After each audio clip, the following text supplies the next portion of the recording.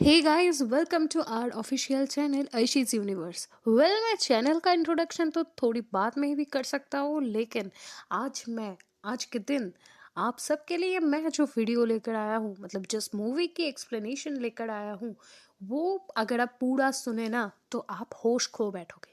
कोई इतना भी साइको कैसे हो सकता है, यही प्रश्न उठेगा जब ये मूवी एक्सप्लेनेशन आप पूरा देखोगे।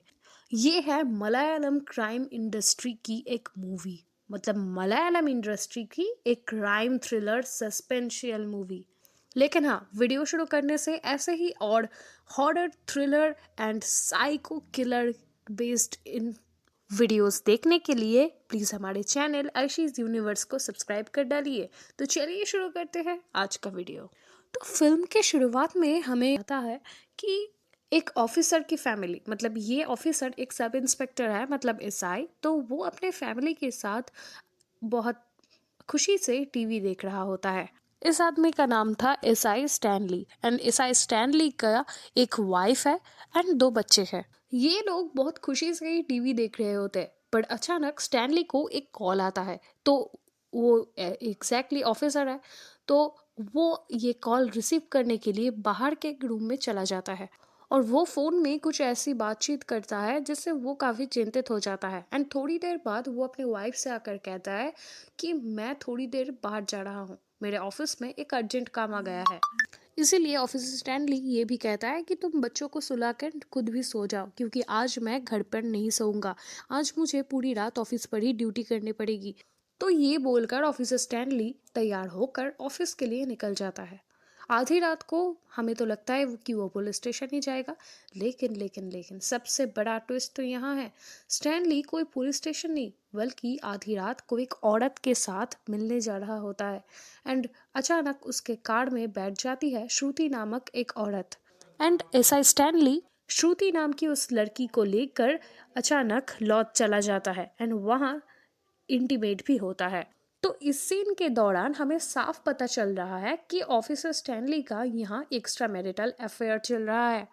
गाइस, असल में इस स्टैनली अपने वाइफ को धोखा दे रहा था एंड आज वो श्रुति नाम की जिस औरत के साथ अभी लॉज में इंटीमेट हुई, वो औरत विधवा है।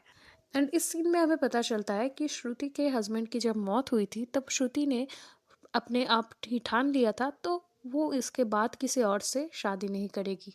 लेकिन इस औरत का कहना है कि जब से वो इस स्टैनली के साथ उसकी मुलाकात हुई है, तब उससे कुछ प्यार सा हो गया है। एंड श्रुति इस स्टैनली को ये भी कहता है कि मेरे लिए तुम क्या अपने वाइफ को डिवोर्स नहीं दे पाओगे। एंड उस औरत का ये कहना था कि उसकी वाइफ के साथ जब उसकी डाइवोर्स हो जाएगा तब वो दोनों साथ में रहेंगे और शादी करेंगे। लेकिन जब श्रुति ने ये बात इसे स्टैनली से कहा, तब इसे स्टैनली कुछ गुमसुम सा हो गया एंड वो कोई जवाब ही नहीं दे पाया। और वो लोग उस होटल रूम में टीवी देख रहे थे एंड उस टीवी में एक न्यूज़ आता है एक मर्डर केस का, किसी ने किसी का मर्डर कर दिया।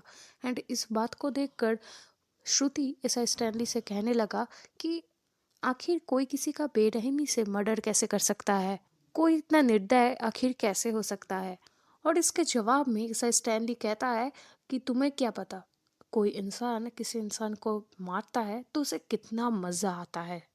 और जाहिर सी बात, श्रुति को ये बात थोड़ी मजाकिया तो लगी, इसीलिए श्रुति उससे कह डाली कि क्या तुमने किसी को मारा है। तब इसे स्टैनली उससे सीरियस वे में कहने लगा, हाँ, मैंने आज तक बहुत लोगों का मर्डर किया है। लेकिन इस सीरियस बात को श्रुति मजाक समझ लेता है एंड उसको इग्नोर भी कर देता है। लेकिन इसा स्टैनली अपने बात को पूरा कर ही डालता है। इसा स्टैनली अचानक कहने लगता है कि तुम्हें पता है किसी को मारने में कितना सेटिस्फेक्शन आता है, एंड सबसे बड़ा होता है कि उसे मर्डर करने में बहुत रिस्क भी है, लेकिन जितना रिस्क है उससे कई ज़्यादा सेटिस्फेक्शन मिलता है। ईसाई स्टैनली इस सीन पर ऐसे बात कर रहा है, लगता है कि वो कोई साइको या सीरियल किलर है। लेकिन इतना सब कुछ रिवील कर देने के बाद भी श्रुति को ये बात मजाक ही लगता है। और अचानक श्रुति ऐसे ही मजाक में ही उससे कह देता है, क्या तुम ऐसे मुझे भी मार दोगे। तब ऐसा स्टैनली मजाक हुए में उसका गला दबाने लगता है। तो श्रुति को भी लगता है कि हाँ, कि वो मजाक कर रहा है, लेकिन उसका ऐसे मजाक हुए में पकड़ने वाला गला अचानक बहुत जोर का पड़ जाता है श्रुति को। एंड वो फील करती है कि उसका गला कोई कुछ बहुत जोर से दबा रहा है एंड इससे उसकी मृत्यु भी हो जाती है। रुकिए रुकिए, इससे आपको क्या लगता है कि आपको इतना देखकर क्या लगता है? आपको शुरू से क्या लगा कि ये बंदा इनोसेंट है? वही तो है दोस्तों, जो बंदा सबसे ज्यादा इनोसेंट होता है उसमें ही सबसे बड़ा राक्षस छुपा होता है। एंड किसी के अंदर क्या है ये कोई बता ही नहीं सकता। चलिए कंटिन्यू करते हैं हमारा स्टोरी लाइन। एंड इस सीन को देखकर हमें यहाँ क्लियरली पता चलता है कि ये बंदा यानी कि एसआई स्टैनली आज तक बहुत सारे औरतों को अपने प्यार के जाल में फंसाता है, उससे इंटीमेट होता है एंड जब उससे उसका मन भर जाता है तब वो उन सबका ऐसे ही मर्डर कर देता है बिना किसी परेशानी के। एंड ये बंदा एक प्रॉपर सीरियल किलर है। इसके बाद एसआई स्टैनली श्रुति का बॉडी बहुत ही सावधानी से नीचे लाती है एंड उसको गाड़ी के डिक्की में रख के उसे मिट्टी में दफना देता है कहीं और जाके। दोस्तों इस आदमी को गौर से देखो, ये एक सब इंस्पेक्टर है एंड सब इंस्पेक्टर होने के बावजूद भी ये एक सीरियल किलर भी है। ये खुद पुलिस वाला होकर लोगों का ही मर्डर कर देता है एंड ऐसे ही ये कितने विधवाओं को अपने जाल में ऐसे फंसा चुकी है इसका ही कोई गणना नहीं। इस सीन के बाद सीन शिफ्ट होता है एक गांव पे जहाँ दो लोगों के बीच बहुत लड़ाई हो रहा था। एक आदमी कहता है कि हिंदू फैमिली में बिमल की बहन को यूसुफ यानी मुस्लिम फैमिली के लड़के यूसुफ ने उसे कहीं छुपा दिया है।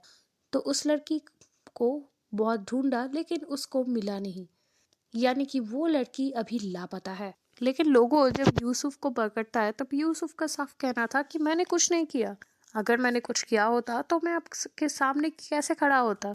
लेकिन हिंदू फैमिली का विमल एंड उसके गांव वाले इसके बात के सुनकर भी बहुत भड़क जाते हैं एंड यूसुफ की फैमिली में जाकर बहुत ही शोरगोल कर देता है एंड वो शोरगोल हाथापाई तब उतर आता है। तब ये केस सौंप दिया जाता है इस जय कृष्णा।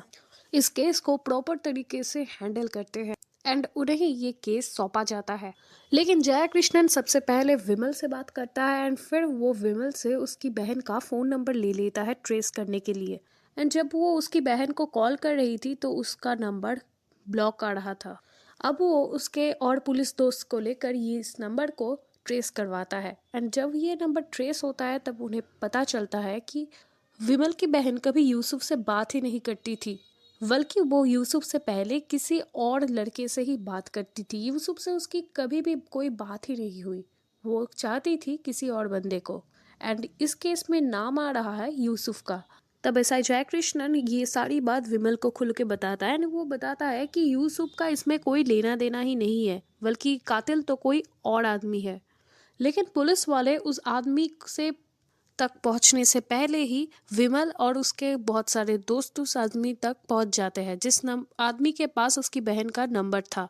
एंड वो लोग जाके उस आदमी को बहुत मारते हैं, लेकिन जब सडनली पुलिस वाले आ जाते हैं तब वो लोग भाग जाते हैं। इसीलिए एसआई जयकृष्णन ने उस आदमी को हॉस्पिटल में भर्ती करवा देता है एंड तब उससे बहुत सारे क्वेश्चन करने लगता है कि ये नंबर तुम्हारे पास आया कैसे और क्या ये तुम्हारा नंबर है। तब वो लड़का उसे बताता है कि हाँ सर ये नंबर मेरा ही है, लेकिन इस सिम को मैं अब यूज़ नहीं करता, इस सिम को बहुत पहले यूज़ करती थी मेरी ही एक कज़न सेल्वी ने।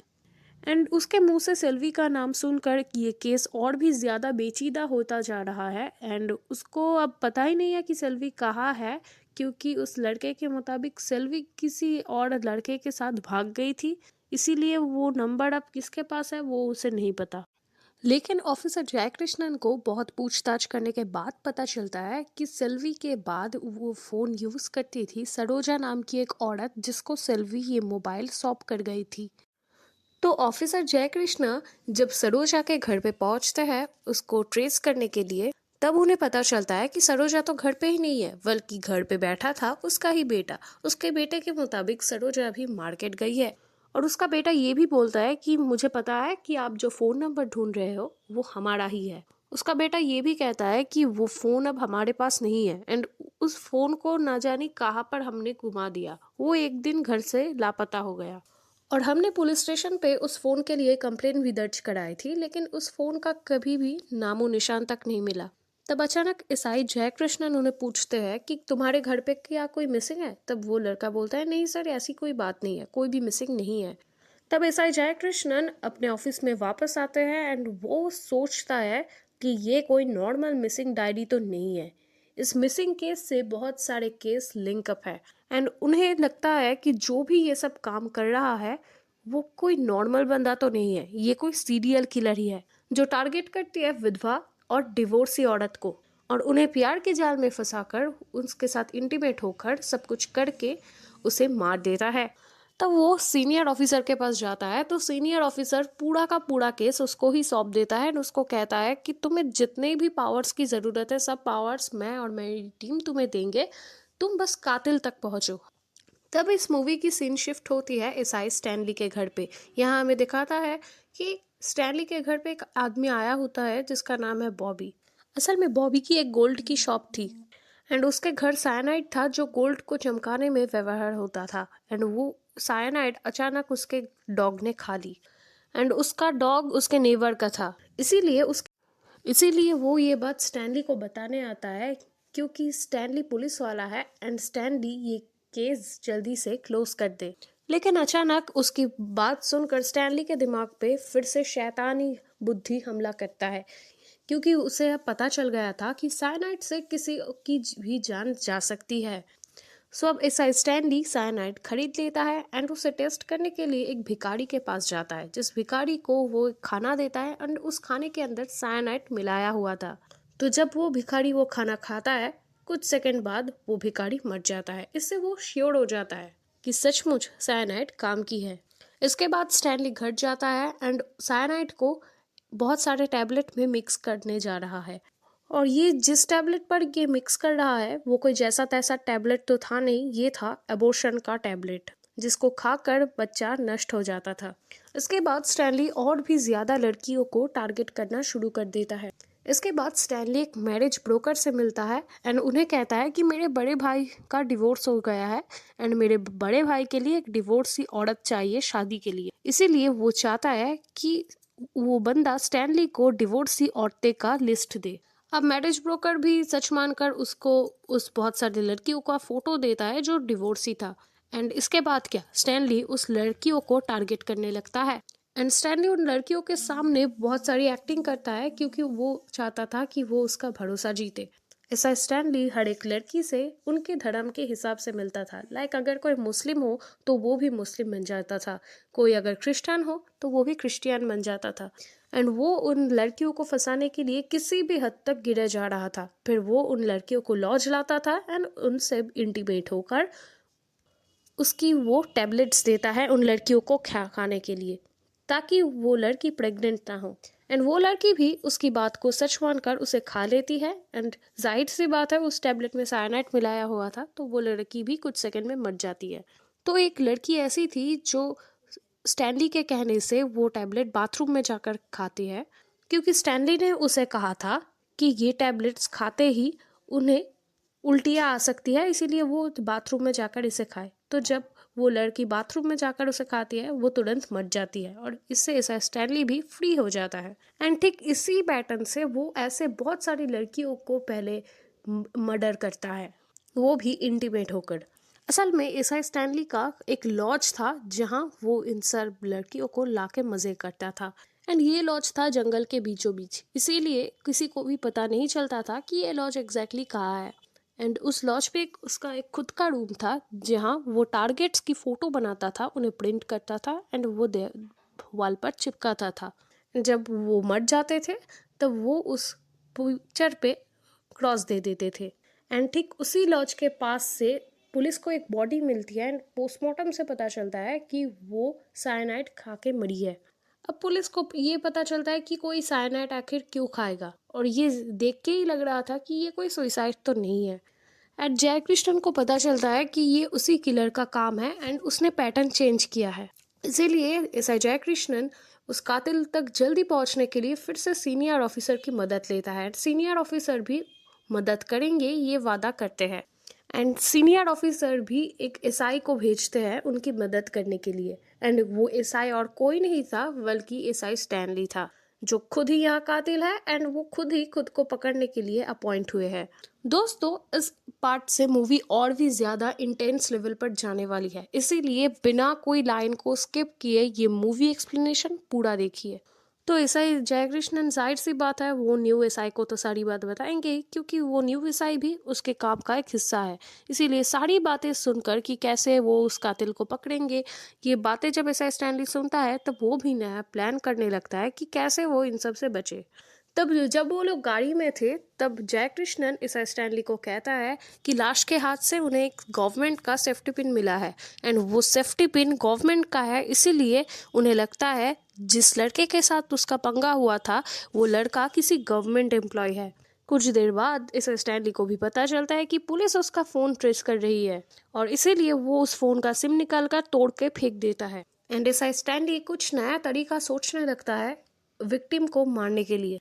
इसीलिए वो फॉरेंसिक डिपार्टमेंट के एक ऑफिसर को कॉल करता है एंड वो खुद को असिस्टेंट डायरेक्टर बताता है एंड वो ये भी कहता है कि मुझे कोई ऐसा मेथड चाहिए जिससे विक्टिम मर जाए एंड ये सबको हार्ट अटैक लगे। फिर फॉरेंसिक डिपार्टमेंट का वो ऑफिसर उसे कहता है कि एक पॉइजन होता है जिसको अगर तुम इंजेक्शन में डाल के विक्टिम के शरीर में इंजेक्ट कर दोगे तो वो एक दिन बाद ही हार्ट अटैक से मर जाएगा। और इसे सुनकर इसे स्टैनली बहुत ज़्यादा खुश हो जाता है क्योंकि अब उसे मर्डर करने का नया टेक्निक मालूम चल गया था। और इस बार स्टैनली एक नया औरत ढूंढता है, जो औरत ना ही तो विधवा थी एंड ना ही उसका डिवोर्स हो गया था, वो शादीशुदा थी। तो इस स्टैनली बिल्कुल वैसे ही उस लड़की को फंसाता है, लॉज ले जाकर उसके साथ गंदी हरकतें करता है एंड अचानक वो उस लड़की से कहता है कि मुझे तुम्हारा शुगर टेस्ट करना है, इसीलिए मुझे तुम्हारा ब्लड सैंपल चाहिए। और ये बोलकर वो जहर वाला इंजेक्शन उस लड़की के शरीर में पुश कर देता है और वैसे ही वो लड़की एक दिन बाद रास्ते पर ही हार्ट अटैक करके मर जाती है। अब पुलिस फिर से हैरान थी कि ये क्या हो रहा है भाई एंड जयकृष्णन को लगने लगा कि ये मर्डरर सेम ही है, वो अलग अलग पैटर्न फॉलो कर रहा है पुलिस को डाइवर्ट करने के लिए। और इतनी सारी लड़कियां कैजुअली हार्ट अटैक से क्यों मर रही है एंड उन सारी लड़कियों का पोस्टमार्टम करवाया जाता है। पोस्टमार्टम से बिल्कुल ये क्लियर था कि उनके शरीर में एक ऐसी पॉइजन इंजेक्ट किया जा रहा है जो पॉइजन एक दिन पहले तो रिएक्ट नहीं करता, एक दिन बाद रिएक्ट करती है, जिससे उनका हार्ट अटैक हो जा रहा है। एंड एसआई जयकृष्णा को ये बात क्लियर था कि ये काम उसी बंदे का है जो बंदा इतने दिन लड़कियों को किसी और पैटर्न से मार रहा था। अब ये उसे हार्ट अटैक का नाम दे रहा है और उन्हें साफ पता चलता है कि किलर ने उसका मेथड चेंज किया है ताकि पुलिस को उसमें शक ना हो। एंड कुछ देर बाद ऐसा जयकृष्णन को पता चलता है कि वो मर्डरर मरी हुई लड़कियों का सिम यूज कर रहा है ताकि कोई उसे ट्रेस ना कर पाए। एंड अचानक उस नंबर को ट्रेस करते ही उन्हें पता चलता है कि ये ट्रेस दिखा रहा है उनके ही सरकारी क्वार्टर पर, जहाँ पर एक पुलिस ऑफिसर रहता है। तब जब वो उस घर का बेल बजाते हैं तब एक औरत बाहर आती है। तब वो उस औरत से बोलती है कि यहाँ एक सेलफोन रिंग हो रहा है, क्या ये आपका है? तब वो औरत बताती है कि हाँ, थोड़ी देर पहले हमारे घर पे एक सेलफोन रिंग हो रहा था, पर उन्हें भी पता नहीं है कि ये सेलफोन कहाँ है और ये सेलफोन उनका नहीं है। तभी कुछ देर बाद जयकृष्णन घर के अंदर जाता है एंड बेड के नीचे से उन्हें वो फ़ोन मिलता है जो रिंग हो जा रहा था। तब वो औरत से पूछती है क्या ये फ़ोन आप लोगों का है? तब वो औरत बोलती है कि मेरे जो पति है वो पुलिस है और ये फ़ोन हमारा नहीं है। एंड उसके पति के नाम मनी है, वो ये भी बताते हैं। एंड वो तुरंत उसके पति मनी को फ़ोन करने लगता है क्योंकि वो उस घर पे आ सके। जब उसकी पत्नी मनी को कॉल कर रही थी तब मनी का फ़ोन स्विच ऑफ आ रहा था। इससे जयकृष्णन को क्लियरली पता चल जाता है कि मनी ही है असली कातिल। तब वहाँ उनके साथ एक पुलिस वाला था जो एसआई जयकृष्णन को बताता है कि वो मनी को अच्छे से जानता है, मनी ऐसा नहीं है। तो जयकृष्णन उसे बताता है कि किसके मन में क्या हो वो तो हम झाँक बिल्कुल नहीं सकते ना। इसके बाद अचानक सीन शिफ्ट होता है कहानी के फ्लैशबैक पे, जहां हमें दिखाया जाता है कि एसआई स्टैनली उसके दोस्त ऑफिसर मनी को फोन करके एक जगह बुलाता है और यहाँ हमें पता चलता है स्टैनली यहाँ मनी को धोखे से बुलाता है एंड उसे मार देता है। एंड मरने के बाद तुरंत वो उसके घर जाता है चुपके एंड उस फोन को उसके बेड के नीचे छुपा देता है ताकि पूरा का पूरा शक घूम जाए ऑफिसर मनी के ऊपर एंड इससे वो पुलिस को डाइवर्ट कर सके क्योंकि पुलिस उस तक नहीं पहुंच सकती। अब इतनी देर पुलिस को तो ये पता चल ही गया है कि जितनी भी क्राइम हो रहा है ये ऑफिसर मनी करवा रहा है। फिर एसआई जयकृष्णन ये बात उसके ही सीनियर ऑफिसर को कहता है कि ये सारे क्राइम उनके ही डिपार्टमेंट का एक आदमी का दे रहा है जो पुलिस में है, एंड ये ही सारे क्राइम कर रहा है, एंड जिसका नाम है ऑफिसर मनी, एंड अभी मनी लापता हो गया है। तब एसआई जयकृष्णन उन्हें बताता है कि हमें ऑफिसर मनी को जल्दी से जल्दी पकड़ना होगा, नहीं तो और भी औरतें बहुत मुसीबत में पड़ सकती है क्योंकि उनकी भी जान जा सकती है। तब सीनियर ऑफिसर उसे बताता है कि सुनो, किसको किस चीज़ का एडिक्शन हो ये हमें पता नहीं चलता। किसी को नशा करने का एडिक्शन होता है, किसी को रेप करने का एडिक्शन होता है, किसी को चाइल्ड अब्यूज़ करने का एडिक्शन होता है, तो किसी को ऐसे साइको किलर यानी कि लोगों को मारने का भी एडिक्शन होता है। अब किसी को क्या एडिक्शन है ये तो हम उसके मन को झाँक कर नहीं बता सकते ना। सीनियर ऑफिसर उसे ये भी बताता है कि पुराने ज़माने में लोग पशुओं को मार के उसका एडिक्शन पूरा करते थे, लेकिन यहाँ अब आज के टाइम पर जानवरों को मारना भी क्राइम हो चुका है, इसीलिए लोग इसका एडिक्शन पूरा करते हैं लोगों को मार के। तब यह अचानक एसआई स्टैनली का फ्लैशबैक हमें दिखाया जाता है। यहाँ हमें पता चलता है कि एसआई स्टैनली जब पहले था, मतलब पहले के टाइम पे उसको जब ये एडिक्शन आई तब वो नॉर्मल जानवरों को, मतलब छोटे जानवर को मार के उसका एडिक्शन पूरा करता था, लेकिन उसको अब मज़ा आना बंद आ गया था, इसीलिए वो डायरेक्ट ये एडिक्शन औरतें को मारकर पूरा करने लगी, एंड जिससे उसे बहुत ज़्यादा सेटिस्फेक्शन मिलता था। अब कहानी आता है न्यू टाइम पे, जहाँ हमें दिखाता है कि स्टैनली किसी और लड़की का शिकार करने लगती है, एंड जो एसआई जयकृष्णा था वो अपने घर में सोच रहा था कि कातिल को कैसे पकड़े। कातिल कोई ना कोई सुराग तो ज़रूर छोड़ेगा कि जिससे उसे पकड़ना आ जाए। जयकृष्णन को ये भी लगता है कि ज़रूर उससे कोई ना कोई पैटर्न तो मिस हो रहा है जिससे वो कातिल को पकड़ ही नहीं पा रहा। तब वो इन सब केस में एक पैटर्न बहुत ही ज़्यादा नोटिस करता है, जो था कि जो विक्टिम को मार रहा है जो कातिल, वो विक्टिम को मारने के बाद उस मरे हुए इंसान का फ़ोन यूज़ करता है, एंड उस फ़ोन से ही वो न्यू शिकार को भी कॉल करता है, एंड कहीं ना कहीं उसका ये पैटर्न ब्रेक हो रहा था।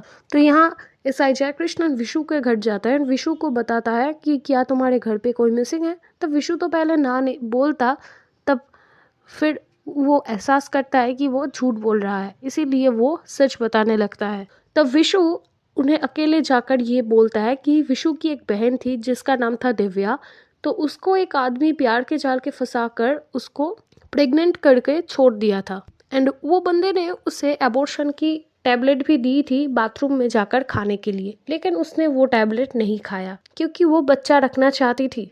लेकिन उस दिन से वो लापता है, एंड कुछ दिनों पहले ही उसे ढूंढा गया था, एंड फिर उसकी शादी किसी और लड़के से करवाई जाई थी, एंड वो नहीं चाहता कि उसकी बहन फिर से इस केस में इन्वॉल्व हो, एंड अगर उसके हस्बैंड को इस बारे में पता चल गया तो फिर उसके हस्बैंड उसे छोड़ देंगे। और यहाँ हमें पता चलता है कि उसकी बहन दिव्या को एसआई स्टैनली ने ही फंसाया था, और एसआई स्टैनली ने उससे मज़े लूट कर उसे टैबलेट दिया था बाथरूम में जाकर खाने के लिए, जैसे वो पिछले विक्टिम्स को देता था। तो वो लड़की वो नहीं खाती है एंड वो बच्चे को बचा लेती है, लेकिन ये बात उसके भाई को, यानी कि उस लड़की के भाई को भी नहीं पता। तो एसआई जयकृष्णन को चली जाती है एंड उसे कातिल असल में खुलकर बताती है, एंड तब उसके घर पे उसके पति नहीं था, इसीलिए बात करने में उन्हें भी आसानी हो रही थी। सो एसआई जयकृष्णन ने पहले ही मनी की पिक्चर उसके साथ लाए थे, एंड वो जब मनी की पिक्चर दिव्या को दिखाती है तब दिव्या साफ बोलता है कि नहीं, ये आदमी तो नहीं है, बल्कि वो कोई और आदमी था। तो इससे तो अब पुलिस वाले भी हिल जाते हैं कि ये क्या फंडा है भाई। तो एसआई जयकृष्ण समझ जाता है कि ऑफिसर मनी भी निर्दोष है, तो वो दिव्या को कहते हैं कि मैं कल स्केच आर्टिस्ट को बुलाऊंगा एंड तुम उसके सामने उसका वर्णन करोगे कि वो कैसा दिखता था, इससे हमें उसका पिक्चर क्लियरली मिल जाएगा। तो एसआई जयकृष्णन जल्दी से जल्दी स्केच आर्टिस्ट को बुलाने के लिए जाता है, एंड तभी एंट्री होता है एसआई स्टैनली का। वो दिव्या को अकेले पाकर उसको ब्लैकमेल करता है एंड उसके बच्चे को भी मारने की थ्रेट देता है, और उसे जल्दी से जल्दी एसआई जयकृष्णा को फ़ोन करके बोलता है कि तुम मेरी पिक्चर बनाने में इंटरेस्टेड नहीं हो क्योंकि तुम्हारे पति ये जान गए हैं, तो इसीलिए तुम मना कर दो। तो उसके बच्चे के डर से वो भी फ़ोन करके ये सब बातें जयकृष्णन को बोल देता है। तब जयकृष्णन को फिर से शक होने लगता है। अब जयकृष्णन के पास एक ही सबूत था, लेकिन वो भी चला गया। तब ईसाई जयकृष्णन उस बस स्टॉप पे पहुंचता है जिस बस स्टॉप से दिव्या एंड वो आदमी जाता था, वो भी एक साथ। इसीलिए वो उस बस कंडक्टर को पूछता है दिव्या की पिक्चर दिखाकर कि ये लड़की को तुम जानते हो। तब कॉन्ट्रैक्टर भी कहता है कि हाँ, ये लड़की तो हमारे बस में रोज ट्रैवल करती थी, इसीलिए उसका चेहरा अब हमें जाना पहचाना हो गया है। तब वो ये भी बोलता है कि इस लड़की को तो हम पहचानते ही है एंड इस लड़की के साथ जो बंदा आता था उसको भी हम पहचानते हैं। तो ये बात सुनकर ईसाई जयकृष्णा फिर से एक सबूत पाता है एंड उस कंट्रैक्टर के सामने स्केच आर्टिस्ट को बुलाता है एंड उसकी एक स्केच बनवा लेता है, मतलब उस बंदे की जो कातिल है। तब अचानक ऐसा स्टैनली जयकृष्णा को फ़ोन करके बताता है कि उसे बताने के लिए कि केस अभी कहाँ तक पहुँचा है। तो ऐसा जयकृष्णा भी ये सारी बातें उसको बता देता है कि कैसे उन्होंने स्केच आर्टिस्ट को बुलाकर ये स्केच ड्रॉ किया है।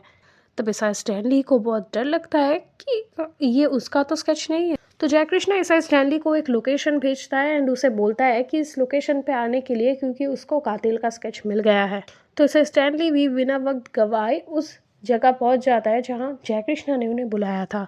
तब जब वो वहां पहुंचता है तब ईसा स्टैनली को जयकृष्णा एक पिक्चर देता है, जिस पिक्चर को देखकर स्टैनली बिल्कुल खुश हो जाता है, क्योंकि ये उसकी पिक्चर नहीं था बल्कि ये कोई और की ही पिक्चर थी। तब स्टैनली को लगता है कि पुलिस को तो पता ही नहीं है कि वो कातिल है, बल्कि वो किसी ऐसे इंसान को कातिल समझ रहा है जो एग्जैक्टली कातिल है ही नहीं।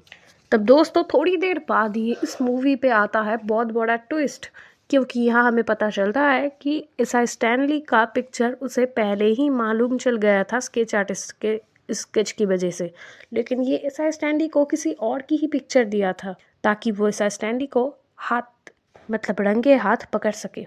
इसके बाद स्टैनली का स्केच वो दिव्या को भी दिखाती है पहले एंड दिव्या भी कंफर्म करती है ये स्टैनली का ही स्केच है, इसीलिए भी वो स्टैनली को पकड़ पाया। एंड जब स्टैनली किसी नए शिकार के साथ लॉज गया था मज़े करने के लिए, तब ईसा जयकृष्णन उसे बिल्कुल रंगे हाथ पकड़ता है। एंड जब ईसा स्टैनली को भी पता लगता है कि अब वो मुसीबत में है, क्योंकि पुलिस को पता चल गया है कि वही असली कातिल है, तब दोनों के बीच बहुत हाथापाई हो जाता है, ये बहुत लड़ाई कर रहे होते हैं। तब अचानक उस लॉज के ओनर ने आके, क्योंकि उस लॉज का जो पीछे से मार दिया, बेटी के साथ भी पता चलता है कि इस लॉज का जो ओनर था उसको भी ऐसे ही मार दिया था एंड वो स्टैनली के पीछे सीट पर मार के उसको भी मार देता है। और यहाँ हमें पता चलता है कि वो लॉज ओनर भी एक पुलिस वाला था एंड स्टैनली को फिर से वैसे ही पैक किया जाता है जैसे वो विक्टिम्स को कार की डिक्की में पैक करके उसको नदी किनारे फेंक देता था पहले। तो स्टैनली की मौत भी बिल्कुल उसी तरीके से होता है। दोस्तों आपको ये एक्सप्लेनेशन कैसा लगा ये आप हमें कमेंट में ज़रूर बताएं। मुझे तो मेरा एक्सप्लेनेशन उतना अच्छा नहीं लगा, क्योंकि मुझे हिंदी बोलने में बहुत प्रॉब्लम आती है, लेकिन मैं हिंदी बोलना सीखना चाहती हूँ। कृपया इस हिंदी को नज़रअंदाज करके मेरे चैनल को सब्सक्राइब कीजिए एंड मैं कोशिश करूँगी इससे भी अच्छी हिंदी बोलने की।